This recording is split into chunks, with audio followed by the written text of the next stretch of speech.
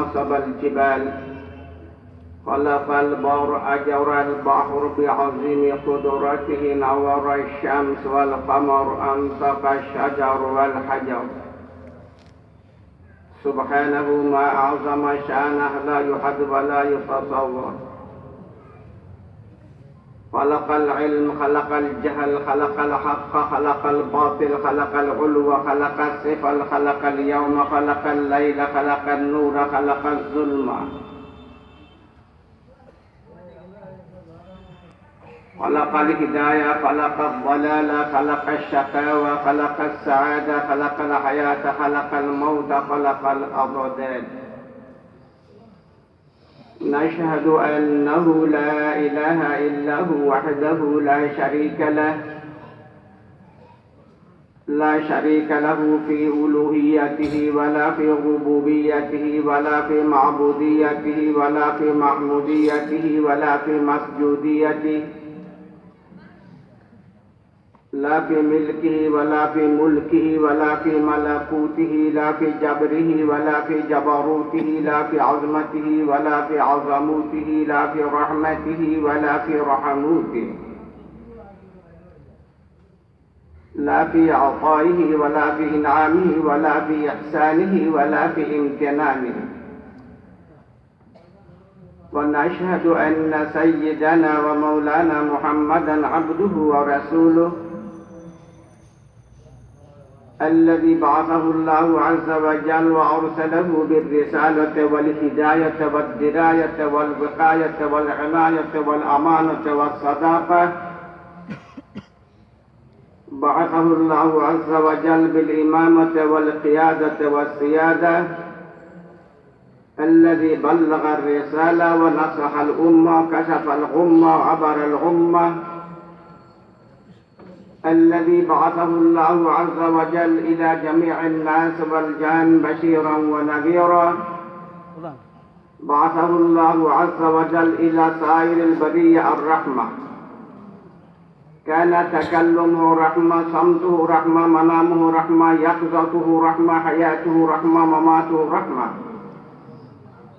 وهو الذي كان رحمة متى ما كان يمشي على مستوى الأرض كان رحمة متى ما كان يطير في الجو كان رحمة متى ما كان يسير إلى السماوات العلى كان من قمة رأسه إلى أقمة رجليه رحمة كان مجسما رحمة كان رحمة للعالمين نسأل الله تعالى أن ينزل بحر رحمته عليه وعلى آله وأصحابه الذين هم كانوا يجاهدون في سبيله الذين هم كانوا يتقون الله حق تقى يخافون الله حق مخافة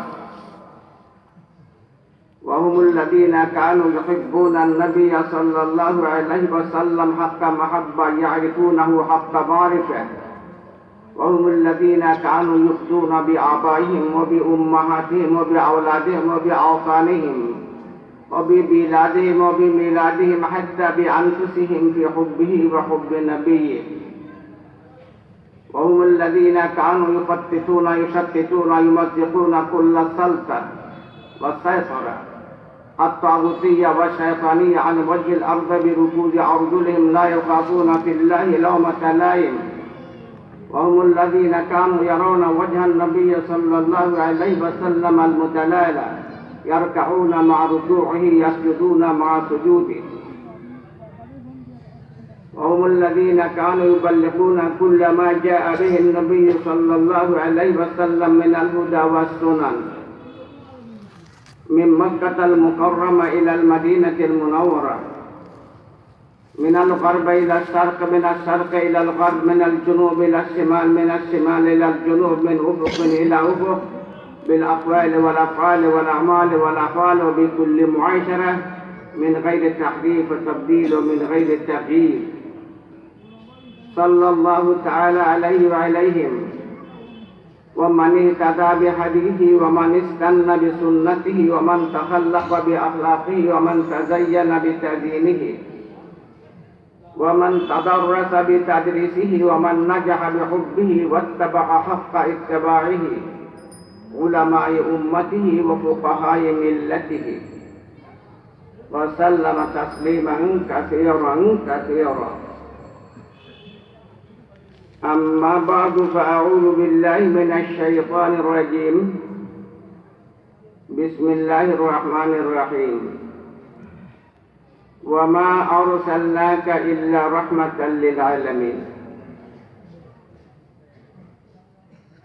وقد ورد أن النبي الأكرم صلى الله عليه وسلم حيث قال إني بعثت رحمة.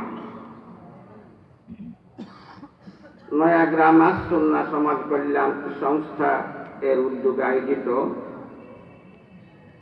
দ্বিতীয় বার্ষিক তাফসীরুল কুরআন মহা সম্মেলনের মহাত্তম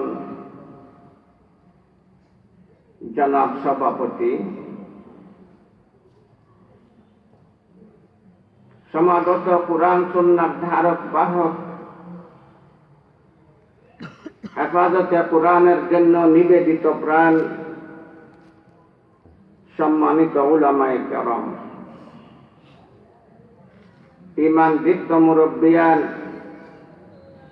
নবী প্রেমে উদ্বুদ্ধ প্রিয় যুবক বৈষব, ইসলামী প্রেরণায় অনুপ্রাণিত সম্মানিত উপস্থিতি,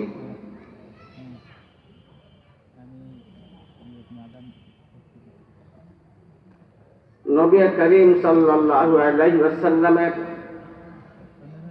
প্রশংসা সম্বলিত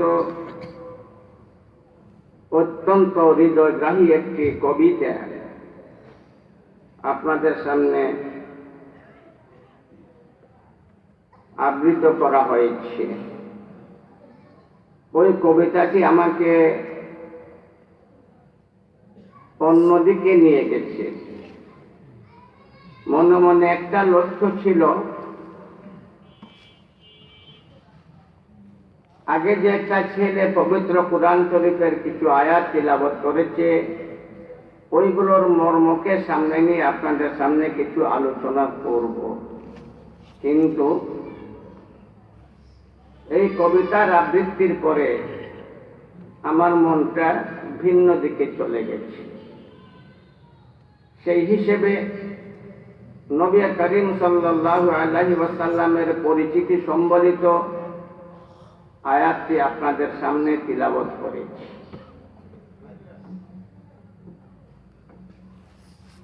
আমাদের প্যারা নবী মুহাম্মদুর রাসূলুল্লাহ সাল্লাল্লাহু আলাইহি ওয়াসাল্লাম তার পরিচিতি পবিত্র কুরআনের বিভিন্ন আয়াতের মধ্যে বিভিন্ন ভঙ্গিতে মওজুদ রয়েছে। ইয়া আইয়ুহান নাবিয়্যু ইন্না আরসালনাকা শাহিদান ওয়া মুবাশশিরান ওয়া নাযীরান ওয়া দাঈয়ান ইলাল্লাহি বিইذনিহি ওয়া সিরাজাম মুনীরা। আমার নবীর পরিচয়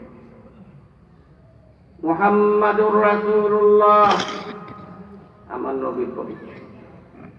পবিত্র কুরআন শরীফের বিভিন্ন আয়াতের মাধ্যমে আমার নবীর পরিচিতি দেওয়া হয়েছে। প্রশ্ন আছে, আমার নবীকে স্বয়ং আল্লাহ রাব্বুল আলামিন আকাশের জ্যোতির্মান সূর্যের সাথে তুলনা করেছেন।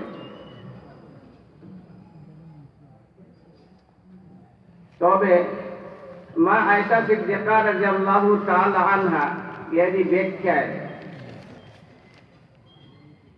বলেছেন, আকাশ তোমারও সূর্য আছে, আমাদের মানবতার জগতেরও সূর্য আছে। আকাশ তোমারও সূর্য আছে, আমাদের আধ্যাত্মিক জগতেরও সূর্য আছে।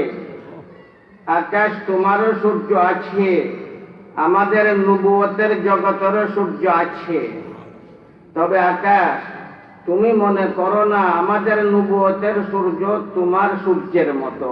আকাশ, তোমার সূর্য অস্তমিত হয়, আমাদের নবুয়তের সূর্য কখনো অস্তমিত হয় না।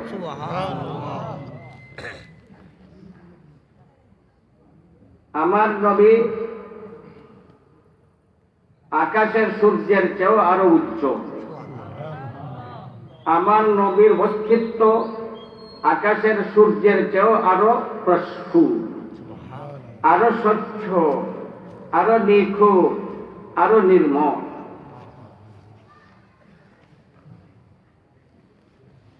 এরপরেও আমার নবীর পরিচিতি আল্লাহ তাআলা দিলেন কেন?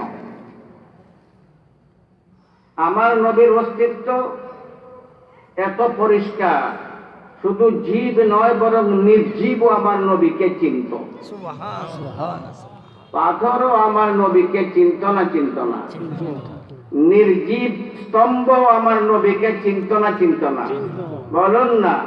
হিংস্র জন্তু আমার নবীকে চিনত না চিনত না? বলো না। চিনত। সাদ ইবনে আবি ওয়াক্কাস রাদিয়াল্লাহু তাআলা আনহু, আমর ইবনে আস রাদিয়াল্লাহু তাআলা আনহু মিশর বিজয়ী।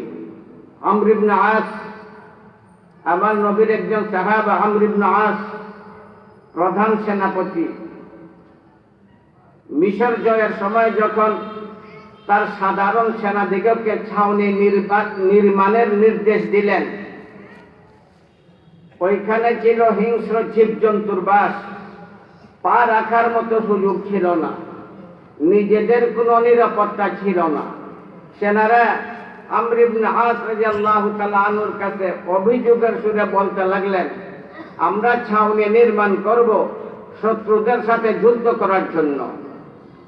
যেখানে আপনি ছাউনি নির্মাণের নির্দেশ দিয়েছেন, এখানে আমাদের নিজেরারই কোনো নিরাপত্তা নাই। সাপ, বিচ্ছু, বাঘ, ভাল্লুক, হিংস্র জন্তুর বাস। নিরাপদ স্থানে ছাউনি নির্মাণের নির্দেশ দিন। আমর ইবনে আস নীরব, কোনো জবাব দিচ্ছিলেন না। পাহাড়ের চূড়ায় উঠলেন, এদিক সেদিক দেখতে লাগলেন। এরপরে হিংস্র জন্তুদেরকে ডাকতে লাগলেন, আইয়াতুহাল হাশারাতু ওয়াসসিবা, আইয়াতুহাল হাশারাতু ওয়াসসিবা, আইয়াতুহাল হাশারাতু ওয়াসসিবা। এই জঙ্গলের হিংস্র জীবজন্তুরা ডাকতে লাগলেন। তার সেনারা একবারে হতবাক, আমাদের সিপাহসালারের কি ঘটে গেল? হিংস্র জন্তুকে ডাকছে। হিংস্র জন্তু বাঘ ভাল্লুক কি তার কথা শুনবে, তার কথা বুঝবে? তারা একবার হতবাক হয়ে তার দিকে তাকিয়ে আছে। আমর ইবনে আস ডাকছে, আইয়াতুল হাশারাতু ওয়াসসিবা, এই জঙ্গল আর হিংস্র জীবজন্তুরা।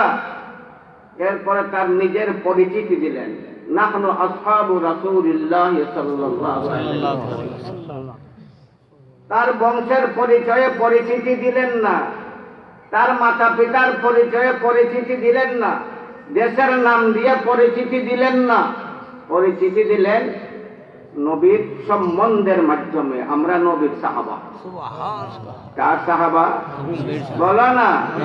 কার সাহাবা? বাঘ ভাল্লুক কি চিনে নবীকে আর নবীর সাহাবাকে? বাঘ ভাল্লুক কুকুর মেকুর কি জানে নবীকে আর নবীর সাহাবাকে? কিন্তু আমর ইবনে আস পরিচয় দিয়ে দিলেন, আমরা নবীর সাহাবা।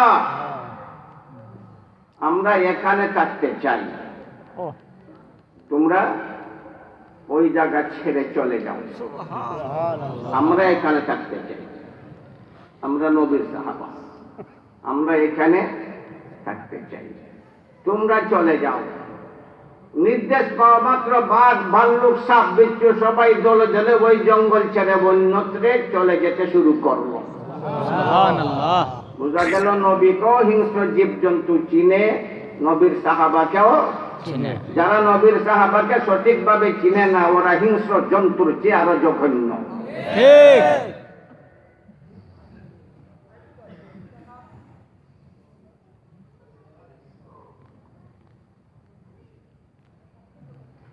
হযরত ইকরিমা রাদিয়াল্লাহু তাআলা আনহু বলেন, আমি একবার নবী সূর্য মুহাম্মদুর রাসূলুল্লাহ সাল্লাল্লাহু আলাইহি ওয়াসাল্লামের সাথে একা একা ছিলাম। খাজা আমাদউদ্দিন ইবনে কাসির রাহমাতুল্লাহ আলাইহি ভিন্ন বিষয়ের আলোচনায় লিখেছেন, হযরত ইকরিমা রাদিয়াল্লাহু তাআলা আনহু বলেন, আমি নবীর সাথে একবার একা একা ছিলাম।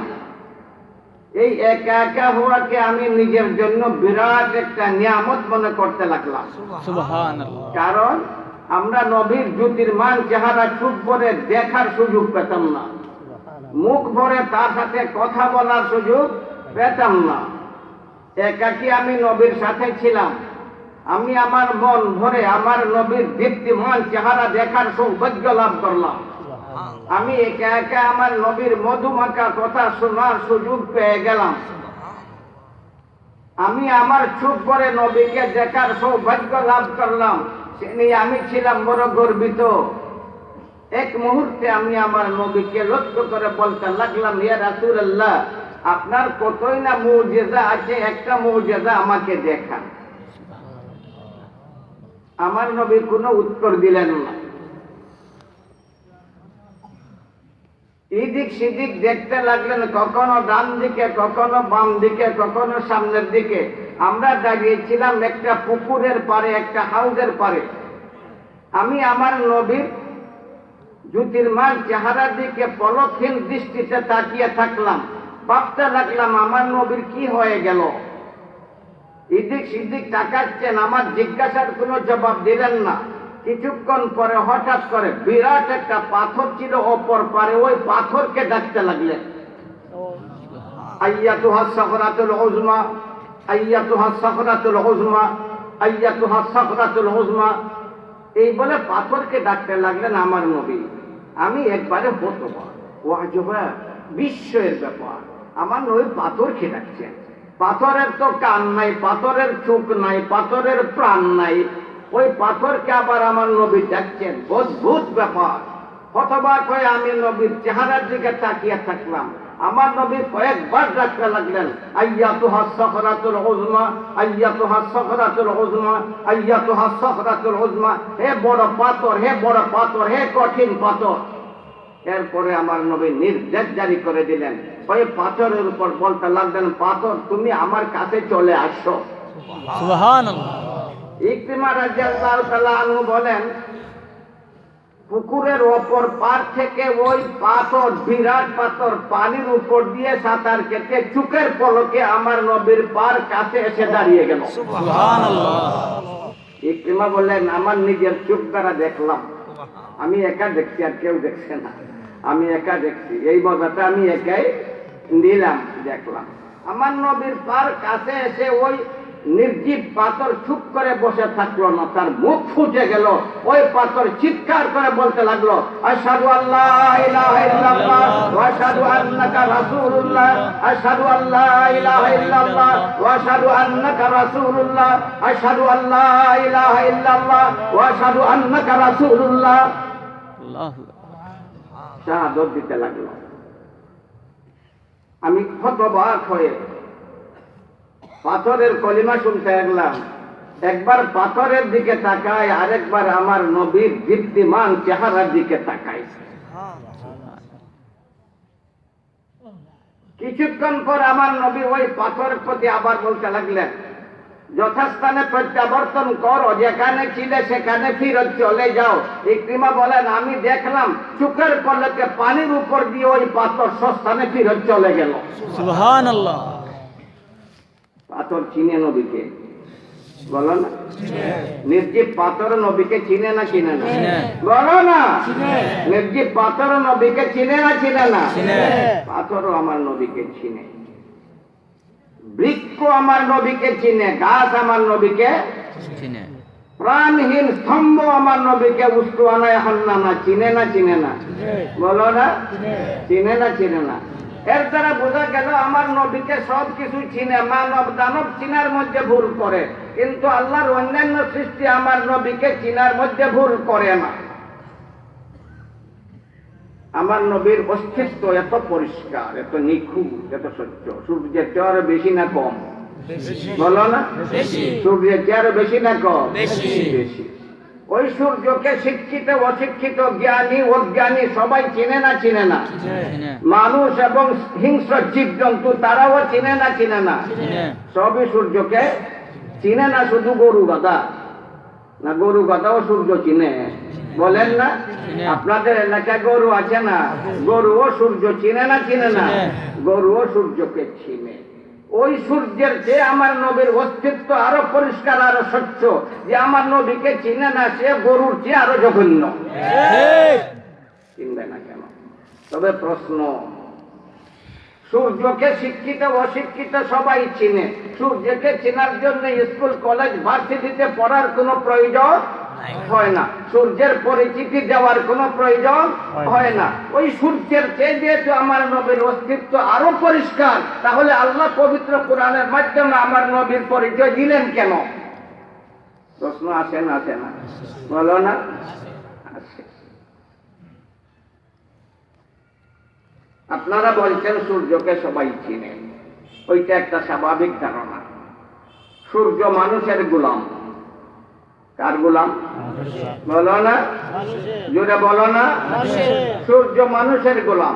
সূর্যকে আল্লাহ সৃষ্টি করেছে মানুষের দাসত্বের জন্য, মানুষের গোলামি করার জন্য।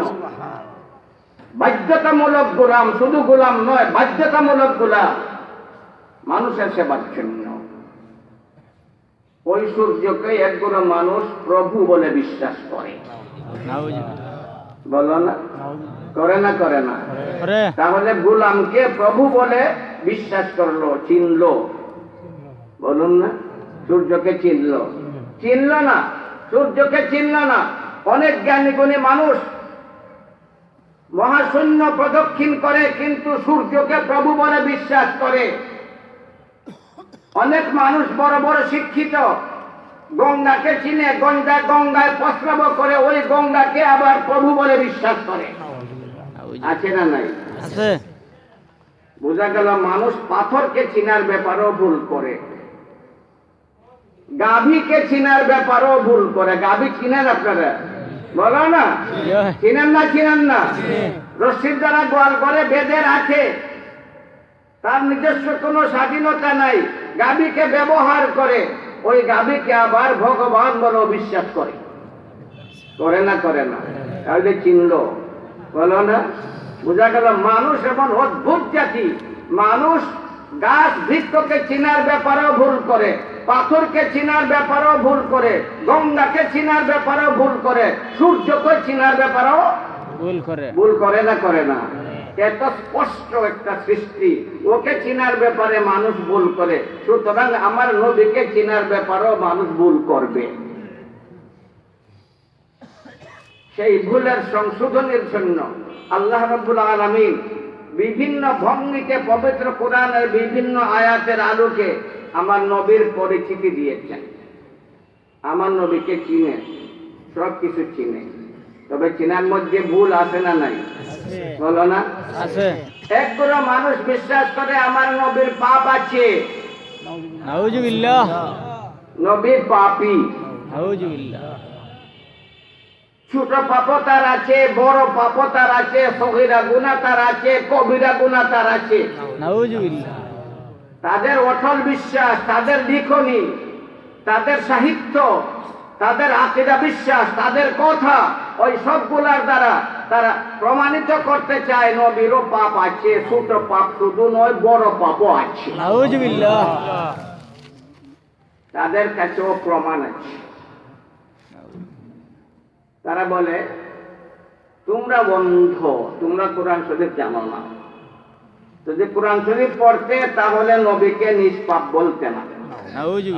কোরআন শরীফের মধ্যে আছে আমার নবীর প্রতি আল্লাহর নির্দেশ, ইযা জাআ নাসরুল্লাহি ওয়াল ফাত ওয়া রাআইতান নাসা ইয়াদখুলুনা ফি দীনিল্লাহি আফওয়াজা ফাসাব্বিহ বিহামদি রাব্বিকা ওয়াস্তাগফিরহু। নবীর প্রতি আল্লাহ নির্দেশ জারি করেছে, তওবা করো, ক্ষমা চাও, ইস্তেগফার করো, তওবা করো, ক্ষমা চাও। যার পাপ নাই তার তওবার প্রয়োজন নাই, যার দোষ নাই তার ক্ষমা চাওয়ার কোনো প্রয়োজন নাই। আল্লাহ নির্দেশ দিয়েছেন, হুকুম করেছেন আল্লাহ প্রিয় নবীকে, তুমি তওবা করো, ক্ষমা চাও, ইস্তেগফার করো। যদি পাপ না হয় তাহলে ক্ষমা চাইবে কেন?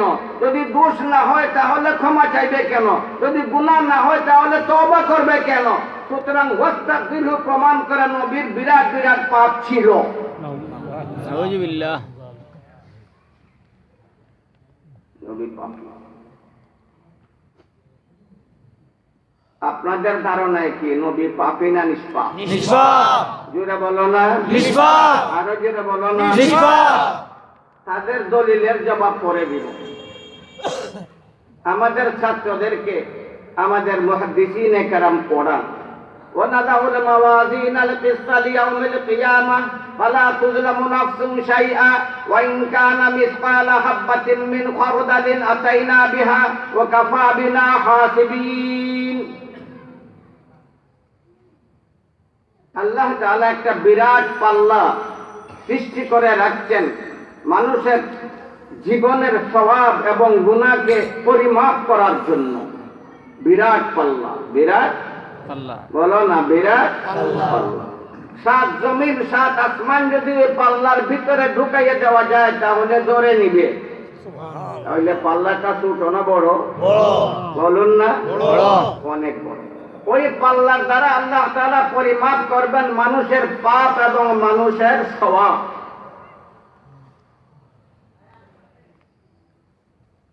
ওই দিন কিয়ামতের দিন মানুষ তিন দলে বিভক্ত হয়ে যাবে। কয় দলে? তিন দলে। কয় দল? তিন দল। কথা বলেন না আপনারা? তিন দল। তিন দল। এক দল বেলা হিসাব ছাড়া, পাল্লার দ্বারা পরিমাপ ছাড়া তারা জাহান্নামে নিক্ষিপ্ত হবে। হিসাব ছাড়া। আল্লাহ পাল্লা বানাইলো হিসাবের জন্য, ওরা কেন বেলা হিসাব জাহান্নামে নিক্ষিপ্ত হবে? পাল্লা বানাইছে আল্লাহ সওয়াব বেশি না পাপ বেশি ওইটা বান্দাকে জানিয়ে দেওয়ার জন্য। বান্দা যেন অভিযোগ করার সুযোগ না পায় যে যদি পাল্লা দ্বারা মাপা হতো আমার সওয়াব বেশি হয়ে যেত। ওই সুযোগ যেন না পায় এই জন্য আল্লাহ তাআলা পাল্লার দ্বারা তার সামনে তার সওয়াব বেশি না পাপ বেশি ওইটা তার সামনে হাজির করবেন। একগুলো মানুষ যাদের জীবনের অর্জন শুধুমাত্র শিরক আর কুফর, বেঈমানি আর বেঈমানি, পাপ আর পাপ, যাদের জীবনের অর্জনের সাথে সওয়াবের বিন্দু মাত্র সম্পর্ক নাই, তার সারাটা জীবনের অর্জন শুধুমাত্র গুনাহ আর গুনাহ। সওয়াব আছে? মাপার প্রয়োজন আছে? বলো না, মাপার প্রয়োজন আছে?